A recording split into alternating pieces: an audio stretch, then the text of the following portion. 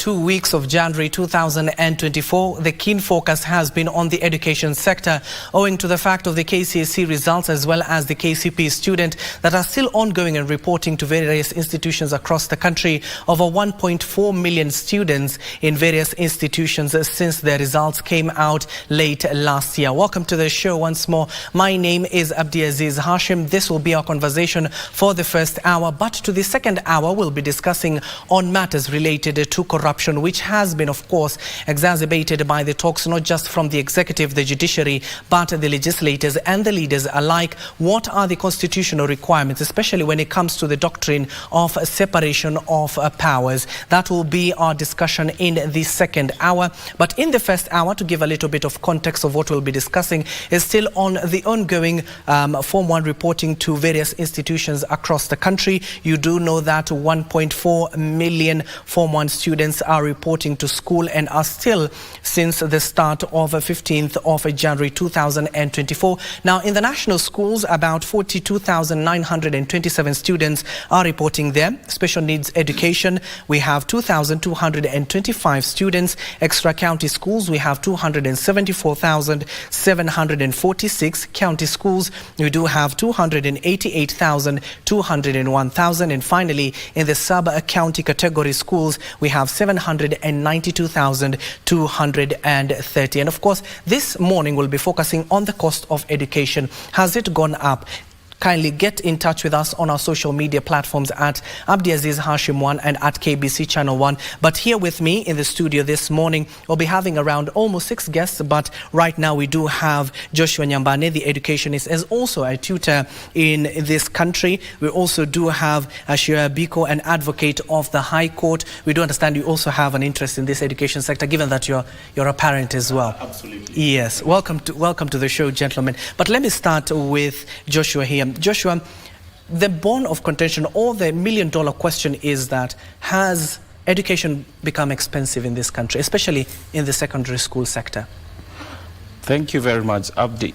I just want to say first that education is a fundamental force towards changing the social-economic disparities that occur.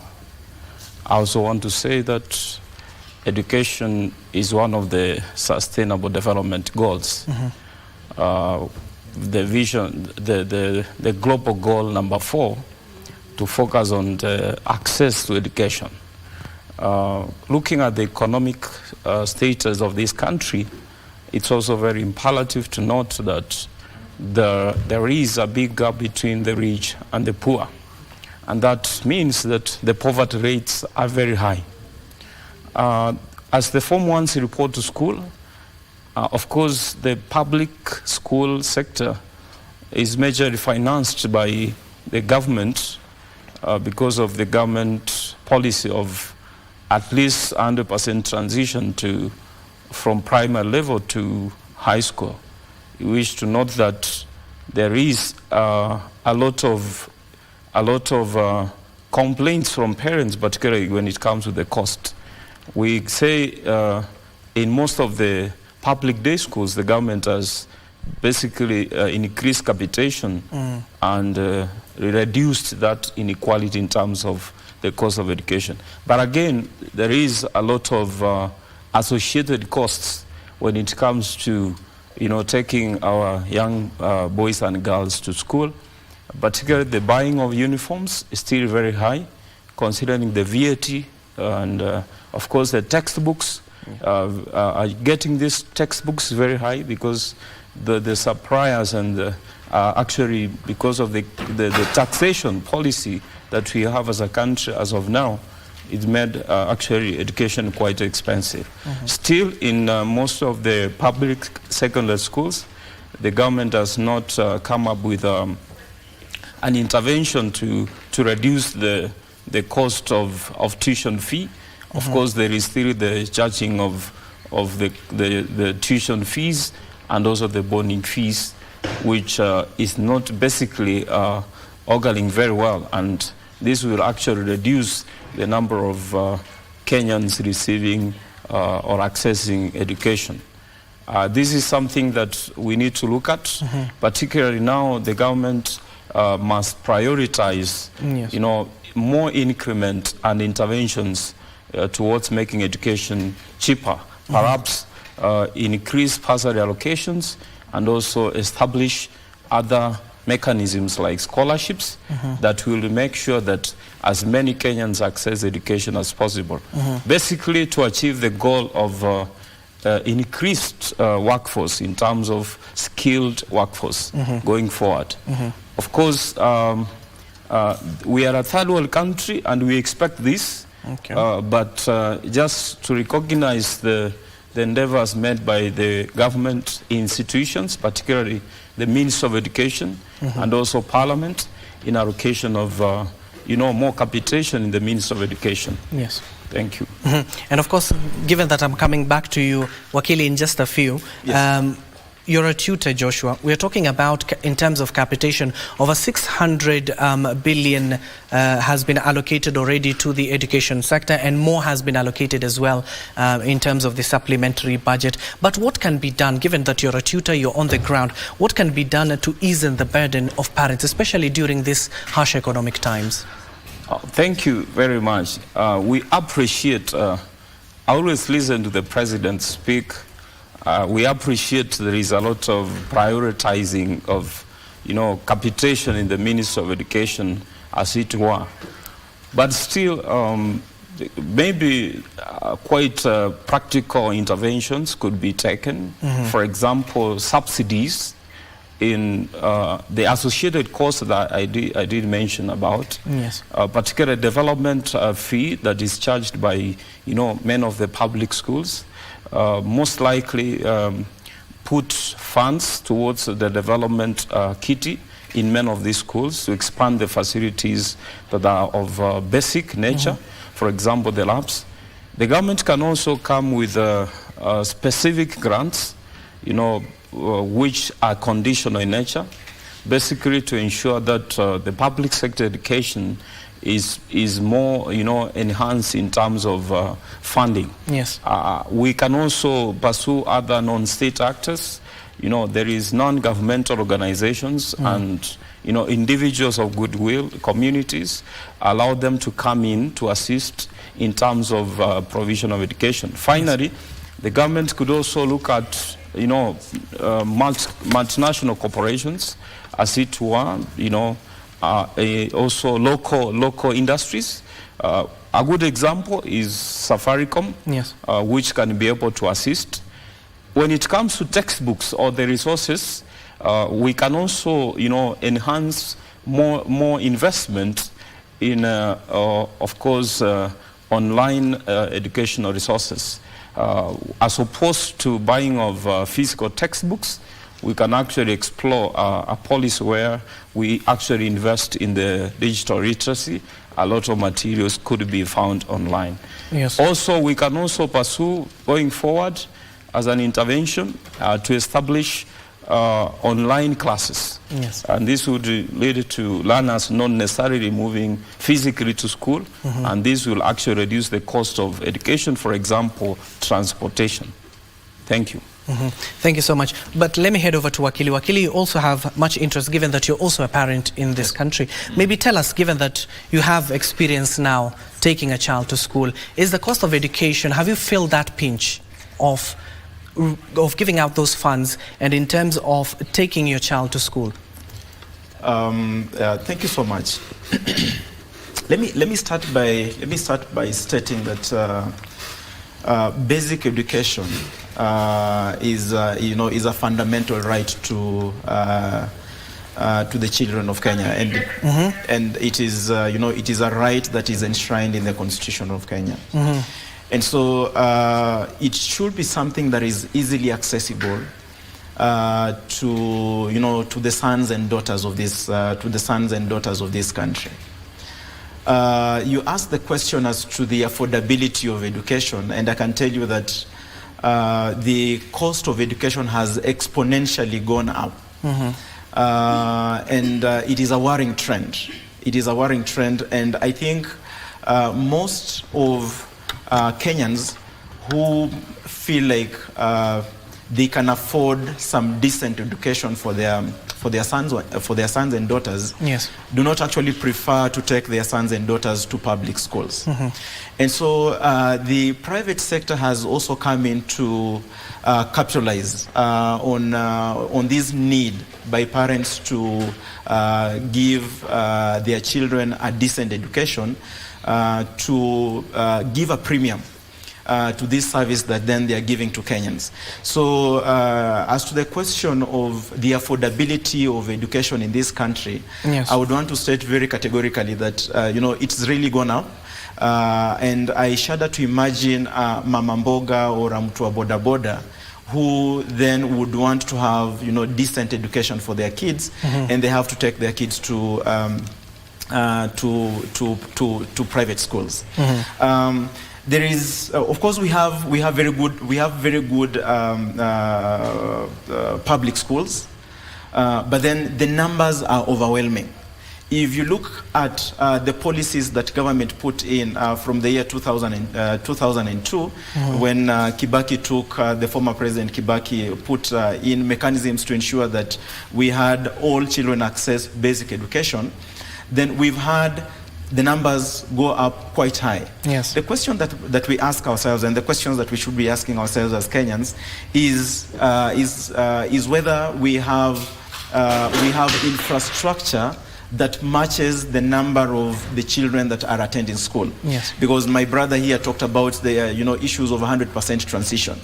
And back in the days when we had, like in the year 2002, when we had the free primary education, where it was a government policy that every child must attend school. Yes. Right. So if we are coming up with a policy where we are saying that every child must attend school, do we have attendant policies that also speak to the increased number of children who are attending school?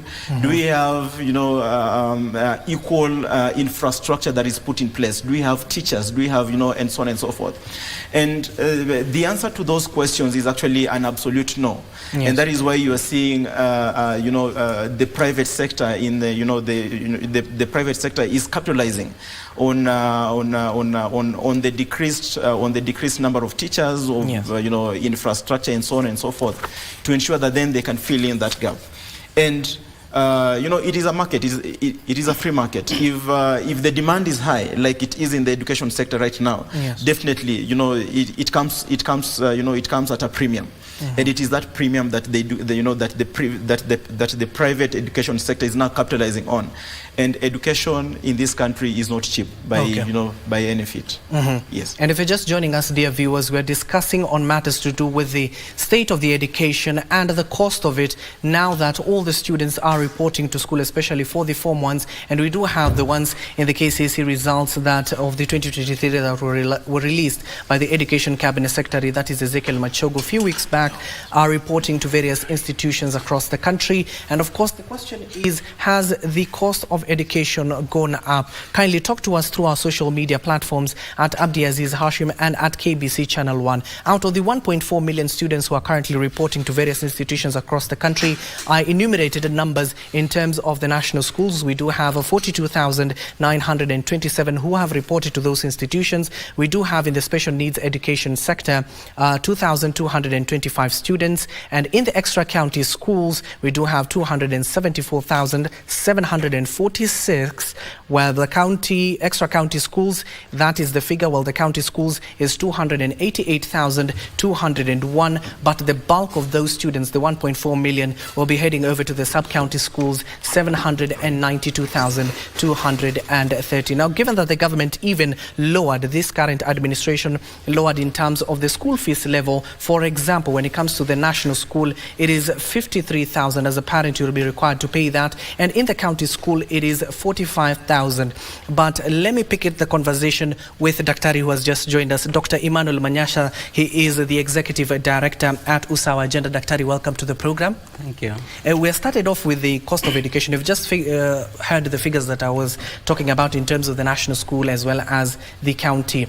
The same question that I had asked earlier, Joshua and Wakili here, is the cost of education high now?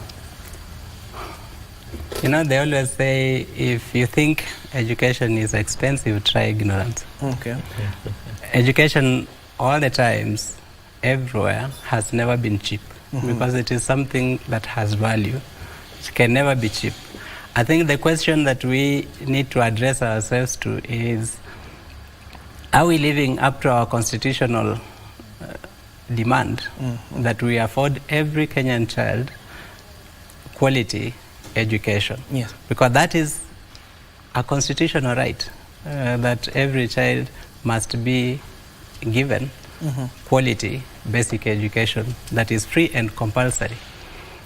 The government has worked quite hard to try and put more resources in the education sector, and I can confidently say that it is wrong for anyone to even expect that it will be possible to increase budgetary allocation to the Ministry of Education. Yes. It is already the highest funded ministry in the government. The problem that we face as a country in the education sector is not, from where I sit, mainly one of a resource issue. It is mainly allocation of the resources and utilization of the resources that we put in that sector. I can tell you, for example, that right now we have a challenge with congestion in some schools. Yeah. Yet we have schools that have facilities that have no learners. Why? Because they have been mismanaged and no parent wants to take their child to the school that has been run down, that does not perform well. We have so many schools that have fewer students than their capacity. And we have a few others that have congestion to the brim. Why?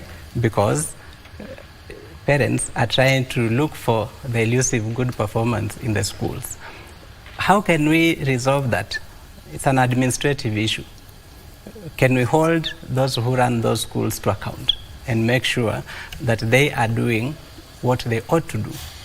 Can we hold parents in those communities to account? Because I also know that there are school heads who are doing their best, but they are struggling in the schools where they've been sent because there is lack of cooperation from the local communities around them. So that is one problem. The second problem is we have railroaded children into schools without paying attention to whether those schools add value to their lives or not. Yes. And I can use this example. We have said basic education is free and compulsory. So if you take a pastoralist boy and bring them to school and tell them you stay in school until 12 years are complete, this boy enrolls in a primary school that has no sufficient teachers and facilities, gets less than 100 marks in primary, because we have had children who scored less than 100 marks in KCPE. Yes. You take them to another poorly run secondary school, they stay there for 4 years and get an E. And then you release them back to society. What have you done to them? You have denied this boy the right to grow up as a pastoralist and learn pastoralism as a livelihood. You have not afforded them an opportunity for a new kind of livelihood. Okay. Because after scoring their E in school, they go back to the community and try to become pastoralists long after their age mates qualified as pastoralists, who know what to do with livestock, who can make a living out of livestock. You are purely being unjust to this child. We have this in this country, and I've heard the story about the private schools. Private schools are only becoming a dominant feature at the primary level. Why? Because parents are preferring, those who have money are preferring to invest heavily in the primary school education level of their children as a way of holding public school opportunities at secondary. Because the public schools that are doing well, the secondary schools that are doing well are mainly public, but privatized national public schools. So someone who paid 300,000 per term or per year for a primary school kid in a high-cost private school, so that child goes to a national school that is public. They're simply crowding out the poor from accessing good quality education. And I think that is something we have to discuss. When we talk of a secondary school, for example, what is it? We have public secondary schools in this country whose principal can actually employ a principal of another public secondary school and pay them. So they can't meet and discuss as principals. They are both principals of public schools, but one and another are worlds apart. Okay. Yeah. Okay. How is that? What will be the minimum standard of what we call a school? There are children in schools where all they do is grow up. There is no resources, there's no staffing to enable them learn. And then we have schools, a few ones, where people learn. And that is something that we have to confront. Okay, Daktari, given that you've just clearly stated that the education sector is the most funded sector, which is true, over 600 billion with the current administration, and in the supplementary budget also it was allocated much more funds, over 100 billion.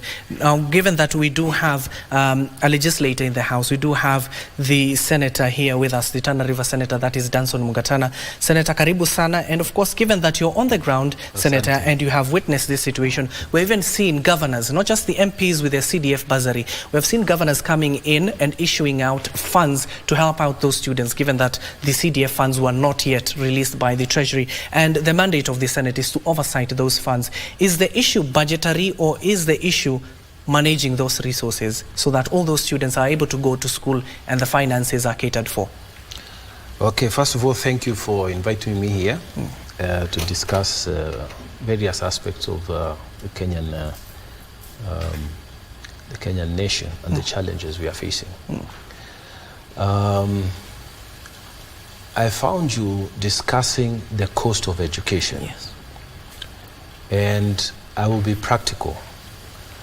I was in Tana River County like 2-3 days ago, and I was due to address a public rally in an area called Hurara.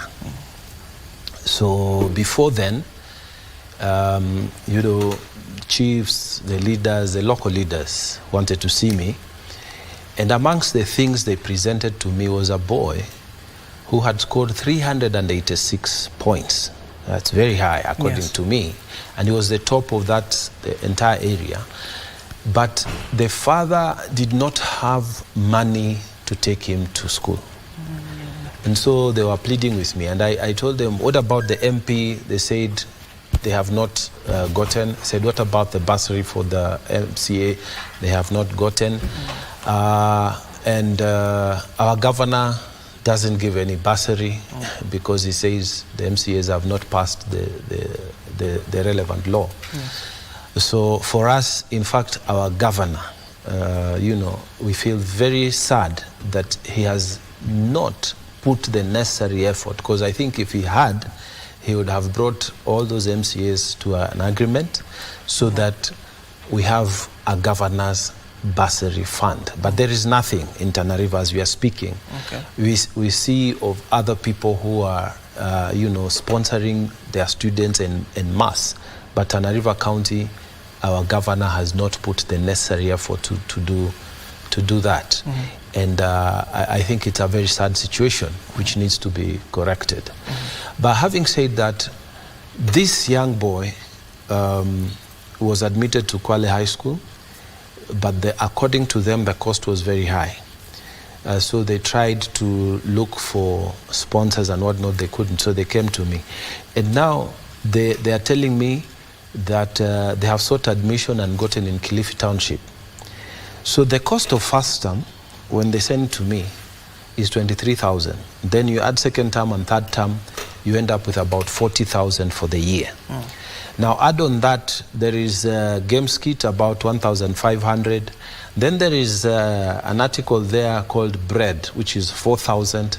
Then there's a student ID, 400. So for admission, when you look at it, 23 plus all those, you're coming about 30,000 that is required to take him to school. 30,000 is well beyond the parent that was before me. And he said he had tried equity wings to fly and all this, and he wasn't successful. So the reality of the matter is that back home, where people are dependent on agriculture for a living, it is actually a real a real struggle to raise fees. So let me just agree with you that actually the cost of education is very high. And that is why we need a very efficient system. And my appeal to the national government, when it is time to release bursaries, let us release them. That is as far as the MPs are concerned, for CDF. And for the MCAs, let us fund them in good time for them to release this money. The other alternative is to make sure that all schools are free for free, you know, so that this money is, instead of them coming there, they're taken directly to the schools, instead of them being divided into MPs, MCAs, governors, and so on. That's another model. But for now, the model that is being utilized, let the money be there in time, because actually in the villages it is difficult. However, having said that, I wanted to appeal, I use this forum to appeal to the Kenyans who are listening to me, that education is an investment in your child. And you need to sacrifice for any investment. If you are going to farm, you have to sacrifice for your seeds. If you're going to raise animals, you have to sacrifice to buy them, the initial capital. So for children also, for you to get out a good child who is cultured and educated, you have to sacrifice. Now, education, my appeal to them and to Kenyans who are listening to me, don't wait for the child to teach standard 8 or to go to Form 4 and start wondering what you're going to do with them. You have 5 children, please save for them, even if it's 100 shillings per month, per week, whatever, until they become ready to go to school. That is how you prepare. So when you sell your watermelons, when you sell your onions, when you sell your maize, there is the money that you'll need for food and so on, and then you have your 5 children, take 500 shillings and put it aside, or 1,000, whatever you have done. But remember that in 7 years, that child will require money for the next level. And I know many people will argue, I'm hardly making anything. But you see, if you are serious, this saving is a culture. You actually need to get into the culture of saving and save for education so that you invest on that child.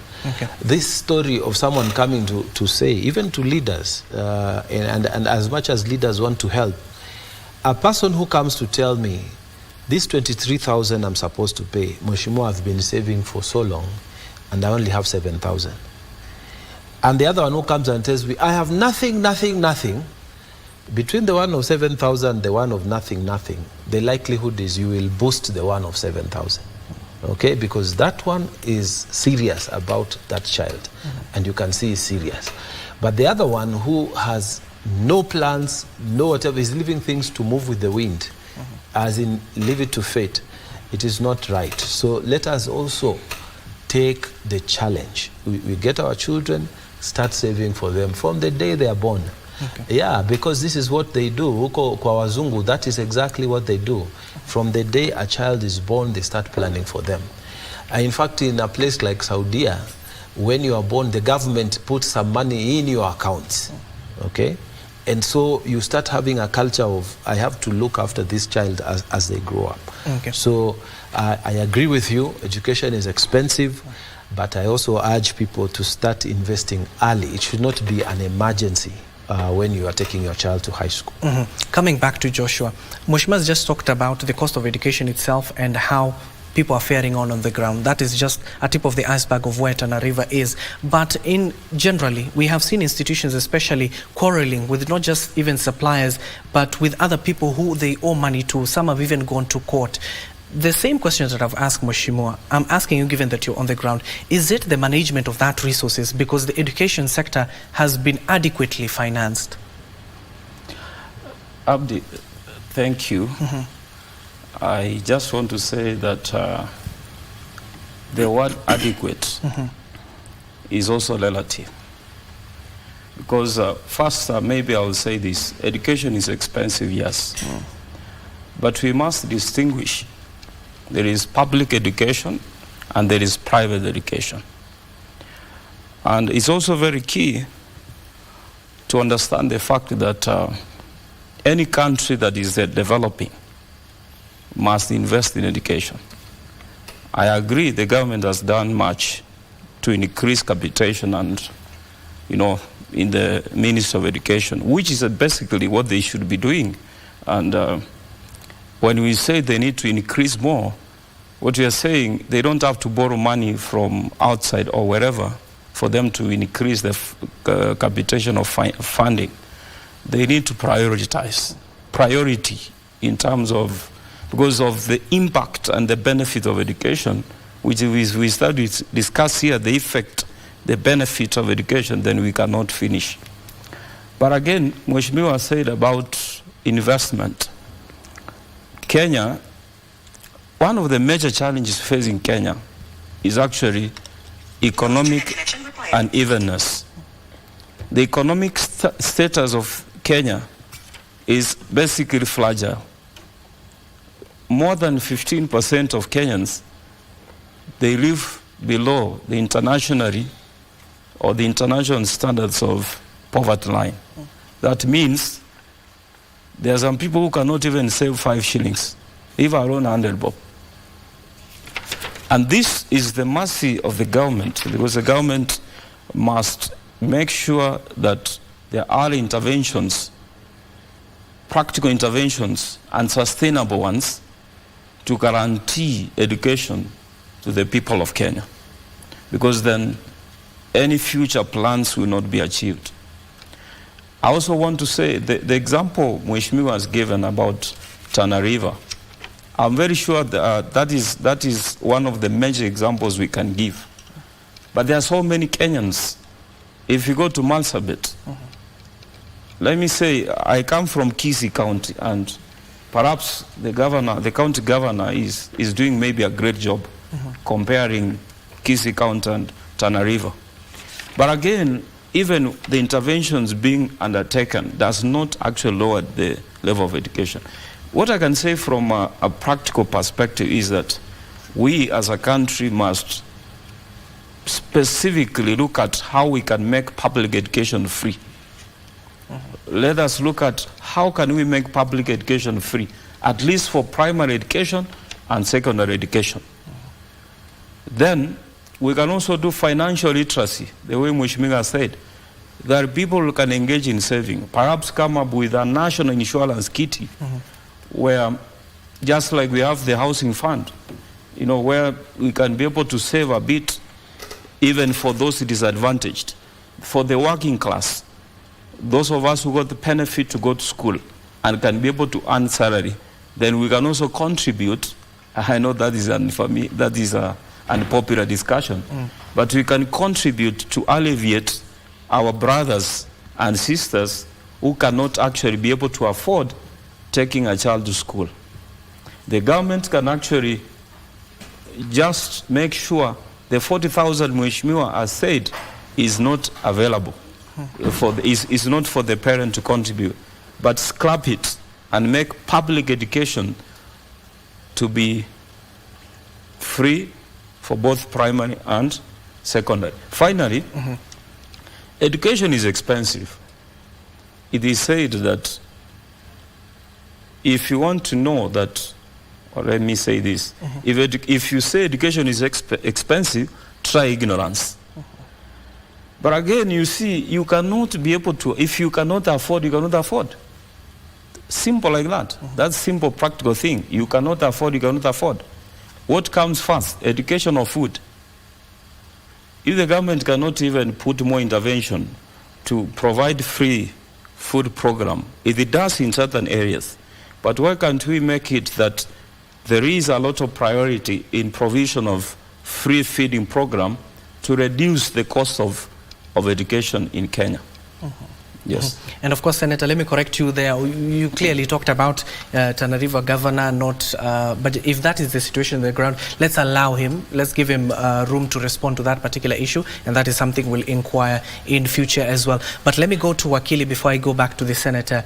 We are talking of, in terms of the 100% transition, the Senator has given us an example from Tana River, and of course we have also gotten an excerpt from Joshua. But before we go back to our conversation, to what we were speaking to earlier, in terms of the bursary allocation and what the members of parliament are able to do. We also do have the Goreti North Member of Parliament, that is Beatrice Elachi, here with us in studio, and she'll also be telling us if she has received the NG-CDF. But I want to take you live to Kisumu, to a function that is currently ongoing in terms of the bursary application that is currently being carried out by Dr. Joshua Odongo Oron, the MP Kisumu Central. I do understand that we do have our reporter, that is Wycliffe in Kisumu. Wycliffe, good morning and good to hear from you. The conversation that we're duly to have in this particular studio in terms of budgetary allocation and on NG-CDF, especially to those critical institutions down there in Kisumu. So has the Member of Parliament, especially for Kisumu Central, told you that he has received the funds?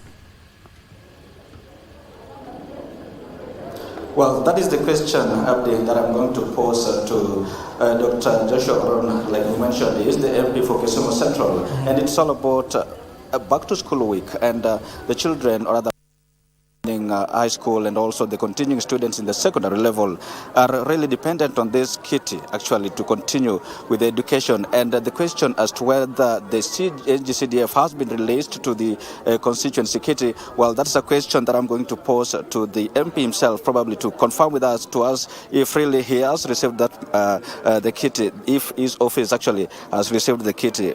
Welcome to KBC Channel 1 on our news check show.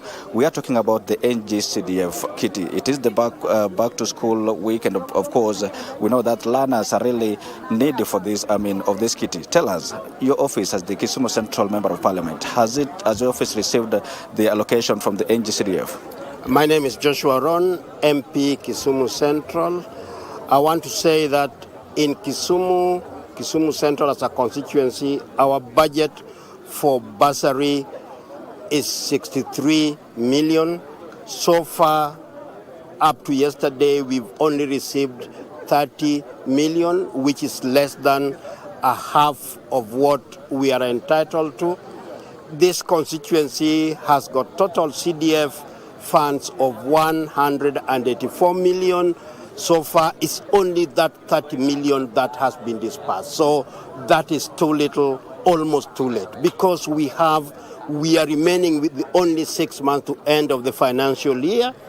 The NG-CDF board has not even approved the projects for the constituency. We don't know what's happening. We know the government is broke, and the sooner the government goes home, the better for us, because a government that takes 7 months before releasing monies which were budgeted for last year is no government and should not even start thinking of running the country. And if I may just ask, you've mentioned 184 million that you need for the kitty for this financial year, but what you have now is only 30 million. How are you going to navigate that scenario to ensure that even the learners here get what the little possible to go to school? It's very difficult, and it's a juggling situation for MPs like me. In Kisumu Central, we are lucky that we have very good working relationship with the secondary schools around and beyond, that our local secondary schools, we've agreed in principle that we look after Form 1s as they go. We look after those who are in Form 2, Form 3, and Form 4 who are continuing, and that we give a promissory note that in so many weeks that to come that we don't know, that we will be able to release for them the additional checks. For now, we'll concentrate on students who are going beyond. Our local schools knows that when the money comes, we'll deliver the money. So we are expecting all our students to be in school based on the relationship that we have with the schools. Now that we've got the 30 million, now I also want to clear that this 30 million is not only for bursary. This 30 million is everything for CDF. It includes even the running of the office, it includes the salaries, it includes everything that is available that needs to be expanded in the constituency. Critical on hand as we speak is now the children that are going back to school, either the continuing students or those that are joining their Form 1. And there have been calls from different quarters for people to support the needy. Apart from the NG-CDF, what option is available for parents there that are not able to take their children to school? Currently, given the economic tough times in the country, even the usual banks that ordinarily support students are shying away from supporting. So it is a very, very difficult situation for many parents. The businesses that ordinarily would use some of their profit to support needy students, this year we've only seen 1 or 2 organizations that are playing a role. But even that, the numbers that they are taking has tremendously reduced. So, for example, Family Bank. Family Bank traditionally has worked very closely with the Kisumu Central constituency, and last year they took 5 kids for scholarship. This year they have only taken 3, and I'm sure that is replicated across the board, that many other organizations are now finding it very difficult to take on students because, one, the economy is shrinking, and it's shrinking very fast. The inflation is very high. Their businesses are almost gone. So that is very true. And then probably what are the options available now that probably those sponsor organizations are probably shying away from sponsoring students? Now, what options are available for the parents? There are very, very minimal options. The only option that is reliable, if it's available, is NG-CDF. And without NG-CDF, majority of the students, majority of the kids who are going to secondary schools may not go. And I would want to encourage the government to release the very least all the 100% or percentage of the bursary so that all the kids that are deserving, that needs to go to school, can go to school. Thank you so much, Mheshimiwa Oron. Abdi, that is Mheshimiwa Oron, who is actually the Member of Parliament for Kisumu Central, talking to us about the activity of the day. He has invited parents from across the constituency to apply for the bursary kitty to enable their children to join secondary schools, or rather those that are already continuing to be safe in school. And the challenge that is posing to the government is to release the NG-CDF in full so that they are able, the children are able to continue with their studies. Well, that is it from me, Abdi. We will continue to conduct our spot check to see how the scenario is panning out within the county. Back to you. Thank you so much. That is our reporter Wycliffe from Kisumu, talking to the Kisumu Central Member of Parliament, who has just confirmed that he has up to now received only 30 million. As expected, he was supposed to receive over 180 million in this financial year. That is the current situation in Kisumu. We even talked to the Senator of Tana River, that is Danson Mungatana. He has also affirmed the same situation in Tana River in terms of the disbursement of the NG-CDF, as well as other funds that are catered to the MCAs who are supposed to fund the bursary. We also do have Dagoretti North Member of Parliament, that is Beatrice Alachi. She'll be just joining us in a few, and of course she'll be telling us how much has Dagoretti North itself received so far from the NG-CDF. But to tying into terms of the implementation of the budget, of course, it is a timely conversation that is currently ongoing in a function at the findings of the national government's budget implementation analysis for the financial year of 2023-2024 and the first quarter for the financial 2023-2024, currently ongoing in one of the hotels here in the capital. Let's get to hear from the Institute of Economic Affairs. IEA is, of course, carrying out that particular initiative. Let's get to listen in on what is happening there. And again, as you can see, development recurrent. You will see where the challenges are. The highest absorption rate on defense, on either side. Is it on defense? Is it this defense or national security? 99.3, 99.4.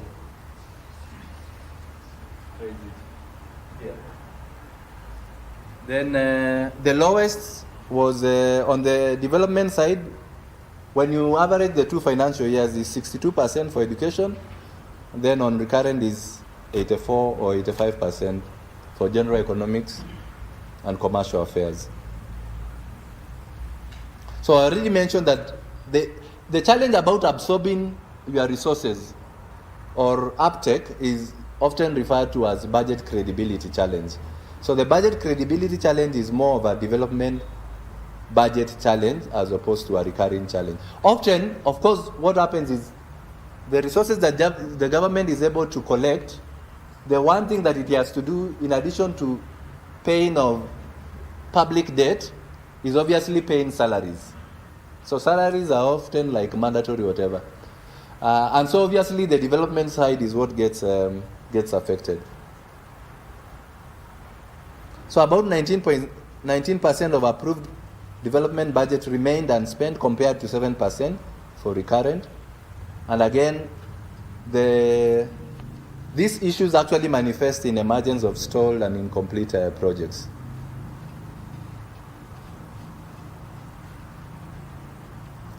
You can also break expenditure performance by quarter for those different sectors, and this is what we've done. So again, you'll see here, there's more spending towards quarter 4. And you can see that spending in quarter 4 is correlated to release of funds, more funds, towards the end of the financial year. Well, that is a function currently ongoing at the Sarova Pan-Africa Hotel. The findings on the national government's budget's implementation for the financial year of 2023-2024. You can hear from IEA, the Institute of Economic Affairs, just touching on how those budgetary allocation were implemented. Key to us, and of course we are focusing on, is the education sector that has received over 600 billion from the current administration, which is the Kenya Kwanza, led by President William Ruto. As we're coming to a wind of this particular conversation, and of course we'll carry it a little bit into our second hour, let me allow Daktari, given that you're about to leave us in a few. Daktari, we are talking about, you can hear from the excerpt of Kisumu Central, the Member of Parliament was expecting over 184 million in the accounts of Kisumu Central in terms of the NG-CDF, so that he'd be able to allow bursary allocation. Now he has only 30 million to cater for those students. It is give and take, and of course in a situation, in a catch-22 situation, who do you take or who do you leave? The scenario that Senator was playing out here, you have a parent who has 7,000 and a parent who has nothing. So how do you play around with that? Several issues. One, the MP is just highlighting the problem that the government has not been forthright about. Yes. The government has not been forthright to the fact that it is cash-strapped. Yeah. Why? Because head teachers have suffered a lot quietly. Government says we'll release money, they don't release money. Failure by government to release money to the schools has caused school heads to have to send away children most of the time to ask parents to pay, because if government has not given its contribution and the parent has not given his or her contribution, the head of the school just can't run the school. Government needs to be forthright on that and tell people this is where our limitations are, and this is how we will be able to sequence remission of the funds we ought to remit, so that everyone else plans themselves with that in mind. But having said that, the whole issue of bursary is complicated. Why is it complicated? Because you have so many, this proliferation of everyone's bursary. We have parents who get bursaries from everybody. So that at the end of the day, they are going to school to ask for refund because their son or daughter has overpaid fees that they never contributed to. Why? Because most of the leaders are using these bursaries to buy support. So whoever has the political acumen in the village, you can get money from the MCA, from the MP, from the women rep, from the governor, and you have overpayment. And yet the needy children who are brilliant don't get the fund. So we recommended to the task force, and we are happy that they came up with that as a recommendation, that we create one national bursary system that can then be devolved up to the ward level.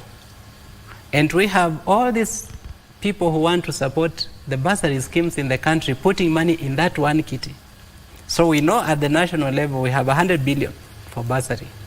Then we know Nairobi County has received 10 billion out of this 100 billion. Then we know Dakoreti North, where Mheshimiwa comes from, has received 1 billion. then we know that out of their billion, each ward has received this much. Okay. And each ward has a committee that tells us, we have given this child, and this child, and make it public. So we can verify that those children deserve the bursary and they have actually received the funds. Okay. Because of, again, the political support issue, members of parliament have had sometimes to scatter the bursary funds. So give everyone 2,000. So when you have given a child who has 2,000, they still can't go to school. When you have given a child who already the parent is able to pay 2,000, that is just additional money that they use to buy contraband things in school. Yes. We need to sort the bursary out.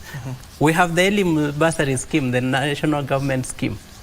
I am aware of a county where an important person in government walked into the office of the county director with a list and said, these are the people who will get the bursary. And this is very viable because... we cannot verify on our end. Oh yeah, you can't verify. You can't verify but I'm telling you that because the committee there had gone around, visited homes to check the economic status of households to verify which child is needy. But I can point out children who didn't get because a list was presented. Said this is the list. Okay. So that out. So those are two issues. We sort out the bursary scheme, we sort out timely remission of the funds. The third issue is about who do children belong to? Do they belong to their parents? I have spoken to school heads and told them, you can send away this boy from school because you think the father is just being lazy and everything.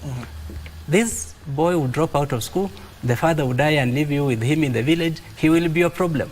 He will not be his father's problem. The father will be long gone. And this fellow will be your problem. The final issue that we have to deal with is to say, when we have put all these resources together, can we get every actor in the sector pull their weight? There is no parent, and I can argue strongly because I grew up in the village where poverty is highest. There's no parent who can pay zero for their child. Because I know parents who farmed cabbages and supplied in school as school fees. I know parents who supplied firewood as school fees for their children. Can we get all actors to work together and each one of them to pull their weight? Okay, thank you, Daktari. Can I say something on Senator, we are still with you. On that one? Yes, we are winding up on the first session, but we're still with you and Wakili as well. That's why I want to release Dr. Emmanuel as well as Joshua here. The first part with the education, but you'll have a respite or a rebuttal in the second hour as well. Joshua, your final remarks, given that this is the current situation in various institutions, you're a tutor as well. So what will be your urge to the government in terms of policy and not just even budget implementation that we're watching from the IEA? I believe the government has done. When I talk about the government, I mean all the people of Kenya. But still, I believe that we need to make education for primary and secondary school free. There is no reason in the 21st century why we cannot do that. The reason why we cannot do that, I believe, is because of priority. The aspect of having bursaries brought together and so many actors contributing, whether it's individual organizations, whether local or international, basically is to ensure that we make education affordable. The major issue or problem here is that if Kenyans do not access education, then we cannot turn around the social economic disparities that we have. And for me, it's not about increment of bursary allocations, because where is the source of this? What is the source of these bursaries?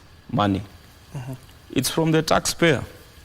Why can't we make education free for the public sector? And finally, the major issue will be, if we make education free, the public sector, then the question will be, will the Kenyan children receive quality education? Because you see now, we start talking about now, the number of teachers available, the ballooning number of kids in the schools. But at the end of the day, this is where we will see many parents who are able going to the private sector because they can be able to buy quality education.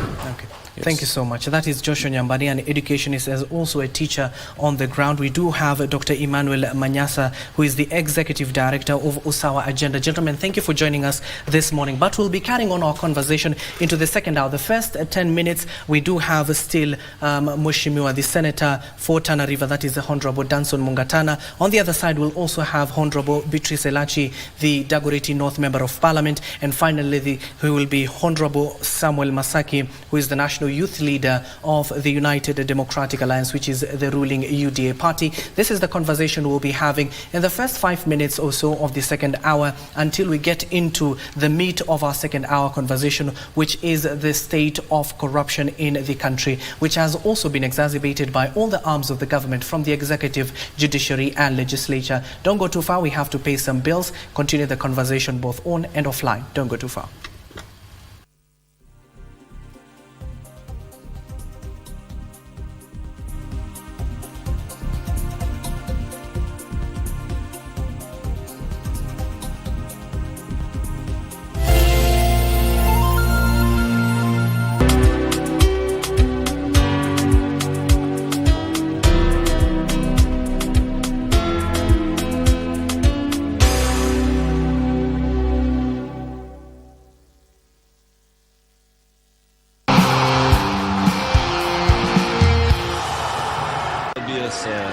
Set pieces.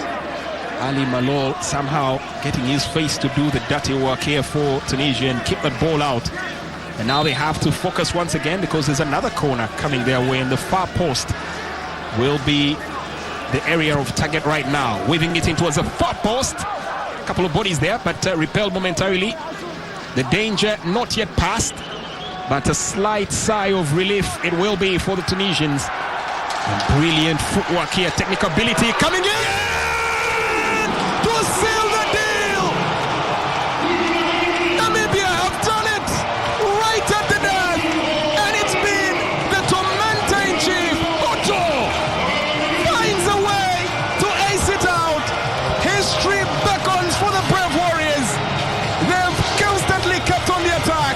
They have had a solid goal and are not willing to go out without a fight. Finally, Otto steps it home. The goal that we've been waiting for the whole time. Otto came through for Namibia once again, but let's give credit to Mudeu. Very deliberate when he received the ball, and that delivery was a delicious one on the plate, and Otto did the rest. Beautiful. It all started off with some fancy footwork here from Zell, whipped in that cross. And that defense went to sleep. They hoped to catch Otto offside, but ghosting in right in time. Put that ball way beyond the goalkeeper's reach. The somersault in pure elation. This is the stuff of dreams for the Namibians.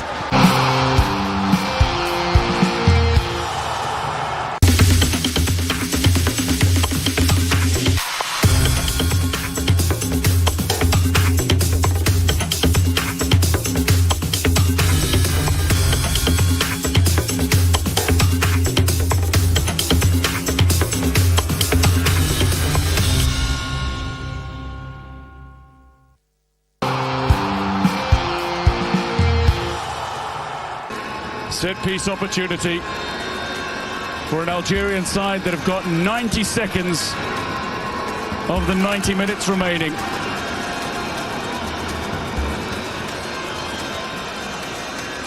It's a clutch moment.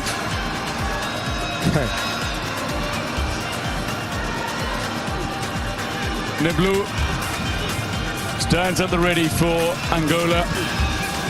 And just about every Angolan player has lined up to defend. Show on the ground.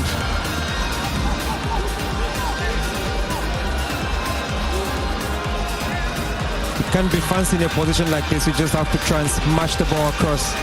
Anything is possible. Ait Nouri among those who stands over this. Mahrez might fancy a shot.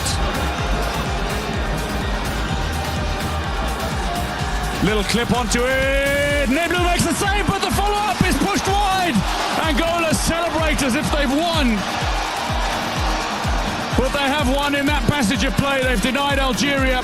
It's a corner that Algeria want to take quickly.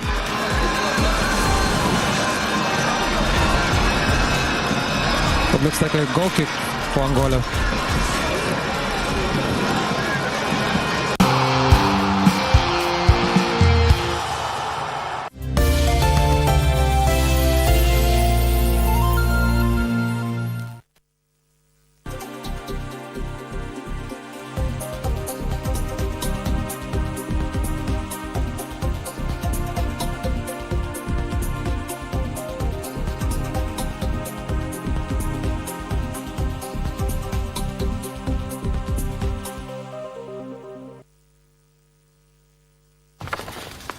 Welcome back to our program. This is the second hour. We will be discussing the state of the graft in the country, given that the war has been renewed, not just by the executive, the judiciary, but the legislative arm of the government. We do have legislators in the House, of course, youth leaders as well. And in terms of getting the legal analysis, we also have our Kili in the House. That will be our second topic. But I can see some of your feedbacks through the WhatsApp. You're currently asking me, like, for example, we do have Teresia from Dagoretti North asking, ask Mheshimiwa Elachi, when are we likely to see some of this bursary funds allocated to the number of students residing in Dagoretti North? Let me allow Mheshimiwa to give us a bite on that. Mheshimiwa, let me start with you and welcome to the show and Happy New Year. Happy to see you. You've just heard this is just one of the residents residing in Dagoretti North. We also had in the Kisumu Central members of parliament also receiving not just the 184 million he was supposed to receive, but only 30 million. Just respond to that. How much have you received so far in NG-CDF? Well, I think across, me being a member of the committee also in Parliament, across we have given equity to all. Yes. So whatever Mheshimiwa has received is what we have received. But also, the fund managers and Mheshimiwa knows very well. So Mheshimiwa who comes and says otherwise, it's because themselves have not done what the head office have told them. So I'm hoping all of them have done their proposals and sent their proposals. Now, after you have received, many of us is when we are about to just go through the process of waiting and ensuring. And so I'll want to tell Teresia next week from Monday, yes. I think Dagoretti North now, every ward, we are now, the whole of this week is to announce how we will do it at Lavington Girls. So we will be at Lavington Girls, Teresia, your ward, you know your ward, and so look at the advert and make sure you come during the day of your ward. So that we have a process that goes seamlessly, and that day they receive the form, they fill the form, they leave it there, so that we are able also to vet very fast, and we shall ensure by early Feb most of the kids will have received their bursaries. And I've always told parents, and I will repeat here, parents, this is not the end of that school fees. For us, okay, we give 5,000 and we give 10,000, depending. And I think the ones that I have received who have performed very well, they are on their way to school, because those ones, they know that we have to give in to hold that child from everything, holistically. And so we look for friends who come in, because I'll be lying that I will use bursary to holistically look at this child. It does not, it won't even work. So I know I have students who already are joining Precious Blood, have joined Kenya High, but we've tried our best. I want to thank Strathmore. I want to thank the different Kenya Re who have come in to pick the bright students and who have picked, who are able now to go to school. So all I want to tell parents, I want us to agree, education is not just about Mheshimiwa. Education is about a holistic stakeholder holding each other from the parent. And I always tell parents, because all of them are within our age mates, that when we were going to school, our parents did have Mheshimiwa to give them bursary. So you cannot peg your child on a bursary of Mheshimiwa to ensure they will have learning. In fact, the first blessings comes from the child, from the parent. When the parent buys the books and gives the child gets more joy by knowing my parent is really taking me to school. So I want to tell parents, before you start now abusing your children, how you don't know how she came to the world, or he. Yet when we were bringing them, it is us who are praying to God to give us these children. Bless your child with a gift to take to school. A book, a dictionary, by the effects of the child. And come now and tell others in the community, even they will see, they won't even question. I mean, if you come and you have everything, really, it will be very unfair also to me to just start. I'll say you have gotten. I would rather even write a letter to Mwalimu and keep that commitment that indeed we shall ensure this child goes to school. Okay. Yes. Okay. Senator, finally? I just wanted to make a quick bite, Mr. Abdi, about the Statistics Institute of Economic Affairs was giving. Yes. You see, when they were talking about absorption of the budget, when they are analyzing the budget implementation, when they say education, they only had 62% absorption rate, it's very unfair. And then they say national security had 99% absorption rate. And you know, in terms of budget, it will mean these ones have spent their money. These ones have not spent their money. So it would mean when they're asking for more funds, national security will be given faster, because they will say we have need, that's why we finished our money, as opposed to education. And yet we have heard from the Honorable Dr. Odongo, yes, the member for Kisumu Central, and Mheshimiwa Elachi here, that the money has not come. So how can you spend money which has not come? And then you rate education at 62%, you say absorption rate. So I think they should be fair and give all the circumstances that in fact the delay in disbursement is the cause of low absorption rate. And then before the doctor here left, he said that they had proposed you know, that there should be a national fund for bursaries. All the bursaries should be put in one place and so on. For me, I think we should have a discussion about this whole thing. Better than that, that's an idea, but we should have a discussion, because when we were in the National Assembly many years ago, we didn't have bursaries. When we started the CDF, because we were the ones who started it, we only were doing classrooms, physical structures, and so on. This headache of MPs, like the way you have seen the MP there, my MP at home, and so on, with hundreds of students, application forms, and so on. And you know, think about it. Abdi, it is the Treasury taking that money to the MP, the same government taking to another government. And that other government officer, the national government CDF fund, to take now to the schools. Why can't we take it to the schools directly through the Ministry of Education? I really want to have a conversation around this issue. Why should it be taken to the MPs and then taken to, I mean, it's like, and all that is, there's money cost to it. In our time, we didn't use any, we were not doing any bursaries. We were doing physical structures. Why can't we go back to that? So that MPs focus on physical structures development, and then that money, if we are saying free education, let it be free. Let all the public schools be free, like the way the other gentleman who left here was talking about. If we're saying it's free, let it be free. Let all the money go directly there. Not, you know, a triangle, a rectangle, and it's the same government shuffling money around. And you know who benefits?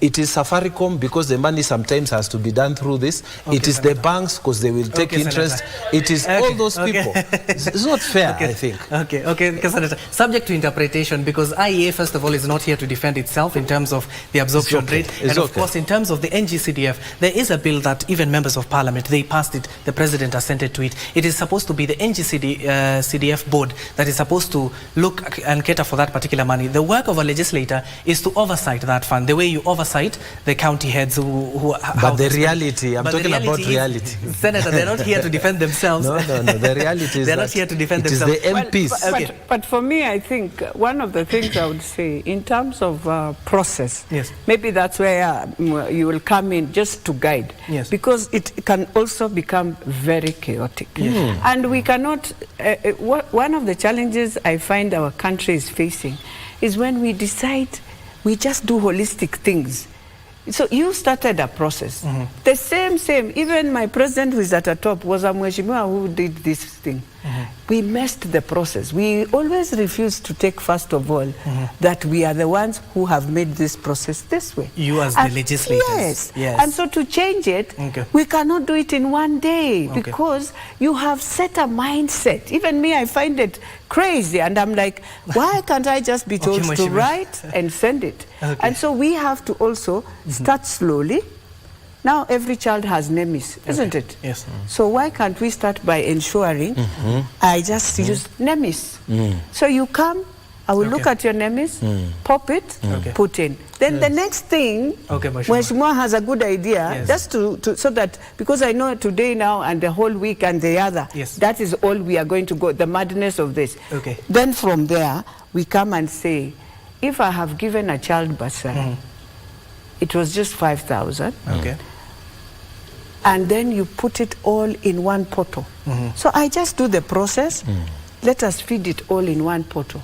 It will come to the national, to Ministry of Education, and they will look. I'll give the infrastructure. You see now, when you give infrastructure to the Ministry of as education, look at now my classrooms, for example, go to Lavington and just look the contrast between what they did and I have done. It looks clearly, and it is wrong. Because we are, so if you know you have a weakness in that, we do it properly. Then we give you what you can do properly because you have NEMIS and every child in this country, you know, you put in. So, Mheshimiwa, we need to put a cap on the education matters. We need to focus on other issues that are crippling the nation. Of course, the education sector is very vital, and it is one of the pillars, not just for the administration, but for the parents and the communities alike in this particular country. It is a conversation that will be carried on. Of course, continue talking to us through our social media platforms at KBC Channel 1, at Abdiaziz Hashim now. Now, progressively want to move on to the second topic. Now, joining us this morning for this particular topic will be none other than Honorable Danson Mungatana, the Senator for Tana River, Honorable Beatrice Elachi, Member of Parliament for Dagoretti North. We still have Hashim Biko, an advocate of the High Court, Wakili, still here with us, and of course Honorable Samuel Masaki, a national youth leader of the UDA party. This is the conversation that we're going to have. The war against corruption, which has kicked off not just from the executive side, but the judiciary and the legislature. Now, a little bit of statistics from last year's, where a national report that was sent to the Augusta House, where of course we do have parliamentarians in the House, in terms of the national security report that was forwarded to Parliament, that shows that corruption cases increased by 64% in last year alone. Now, in the report, President William Ruto pointed out some of the key issues that were underlined, that between the 1st of September 2022 and August 31st, 2023, corruption cases were much higher compared to the previous years, which was 28% that was recorded in the same period of 2022. Now, some of these cases until 2021 were also higher in terms of what they were registered in the National Security Report that was forwarded to the August House. And of course, that was 17%. But the other issues that we're currently focused on, let me take it a little bit back. This is what I was talking about initially. In the same period of 2021, it recorded 17% in terms of cases of corruption. This was just from the executive side. It prompted action from the president's side. That's why he allocated the duty to none other than his chief of staff and the head of public service, that is Felix Koskei, to meet with government officials, both in private and public sectors, to ensure that this vice is read out. And that's why the president even announced there's only one pay bill, you currently know, 222, that is currently being used by the National Treasury. Initially, we used to have in all the ministries a pay bill number, but the president centralized it to the National Treasury to also nip in the bud in terms of corruption. Now, let's focus on a hot arm of the government that currently many people are talking about in terms of the judiciary. We start off with the judiciary. Now, the Judicial Service Commission received, according to its report that was read earlier this week by none other than the Honorable Chief Justice Martha Koome, is that 72 petitions, complaints against the judges were filed at JSC. Now, out of those 72 petitions, 13 were dismissed because it touched on a number of issues, the merits and demerits of a decision of a judge. And of course, this is where the Chief Justice said, if you're not if you're not agreeing with the judgment that has been made by any particular judge, you need to go to the Court of Appeal and appeal that particular ruling as it was envisaged in the 2010 Constitution. Now, out of the 72 petitions, 6 judges were asked to respond to some of the petitions that were brought before JSC. Out of the 6, 4 were told to respond or were admitted for hearing in terms of the petitions that were received by JSC. Now, 49 of them are still undergoing preliminary evaluation by the Judicial Service Commission. Now, out of the 4 petitions that were determined for hearing, 3 judges, as of 2023, left the judiciary. Now, 1 opted out in terms of early retirement, but out of the 3 judges that left the judiciary in the year 2023, sorry for that, let's go back. Now, 1 of those judges opted to leave the judiciary through early retirement. Now, 2 out of the 3 were subjected to the tribunal that we saw, i.e. the example of the former judge, that is Said Chitembwe, which we witnessed. He was ejected from the judiciary through a plenary hearing, and the evidence that was brought before the Judicial Service Commission under the tribunal that was appointed found him guilty. He went to the Supreme Court of Kenya, but the 7-judge bench of the Apex Court upheld the decision of JSC. Now, still within the judiciary, in the last 2 financial years, we have had 85 disciplinary cases against judicial officers and staff. The digits are there. 2 judicial officers were dismissed from the service, 5 owing out to the services of the evidences provided through a consideration by the Commission were absolved and reinstated back to service.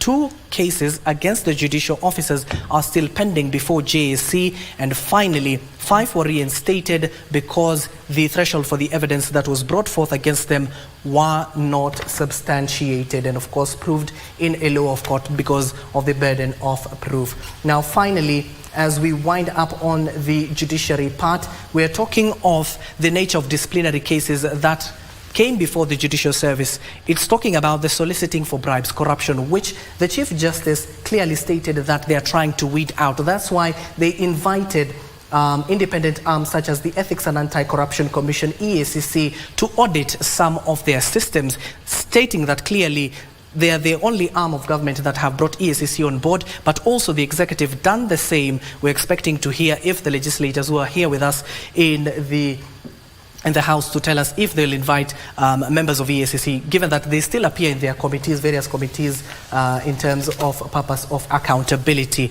Now, finally, those were the nature of cases in terms of currently before the judiciary. And finally, we want to go over now to the legislative arm of the government, where we do understand there are very critical bills before the House. We start off with the Whistleblower Protection Bill. To sustain the fight against corruption. These are the related cases. Now, this particular crucial bill of 2021 will be focusing on how employees have a conducive environment to operate on. This is what we saw in the Mara heist, when an employee came forth in terms of how public funds are spent in that particular institution, and that person actually was fired, but the court hired that particular person for his bravery. And we're also talking about the government led by President William Ruto clearly stated he will try and see if this whistleblower protection bill will see the light of day, given that it will help in creating a conducive environment just for the employees, but for creation of resources for safe houses we normally see. And also the lifestyle audit bill. This is a particular bill that you have heard from every administration, from the previous and the current one, talking about the lifestyle audit bill. The President has also vowed to ensure that this bill, through the majority side of the National Assembly as well as the Senate, sees the light of day. Now, finally, conflict of interest bill. This is a particular bill that kick-started a storm late in the year 2023, where it inhibits public servants to maintain a dual role in terms of in public service and private practice and engage in government dealings. This is what even EACC has been talking about. That is the retrospective from the judiciary, the executive and the legislative arm of government in terms of fighting the vice known as corruption. Let me start here on my left. Honorable Masaki, who is the National UDA Youth Leader. We start off with you. Corruption is not a new phenomenon in this country. It has kick-started off this year. Where are we going wrong? I think Thank you so much, First Abdi. I think we have to change the ways of how we are going to tackle corruption. And when we were on campaigns, we made pledges, and the president was very clear that we are going to deal with corruption. Regardless of the position, regardless of who you are in the government, you have to stick to the code of conduct that you actually signed. So it is important that going forward, we have to change the dynamic. And this, it is not only on one side of the government. Yes. It talks of all the three arms of government. We are talking about legislature, judiciary, and executive. And you look at what was going on before, you realize there are things that were going on in judiciary. You realize there were cases that were there, okay?